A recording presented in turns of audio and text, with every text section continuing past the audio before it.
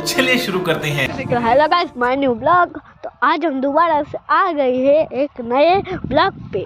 तो देखो हम बीच में है, बीच नहीं बीच नहीं, ये पुल है, बड़ा सा एक स्विमिंग पूल। तुम तैरोगे इस पे? अरे देखो, एक कहानी तुमको बात बताऊंगा, ठीक है? ओजे मुटकी आ गया, नया मुटकी। गजब बेइज्जती है। इसका नाम है झुमी। ए हम छोटे वाला एडा नहीं खेलते। देखो एडा यदि बॉल ना पे तो तले एडा नहीं खेलते एडा।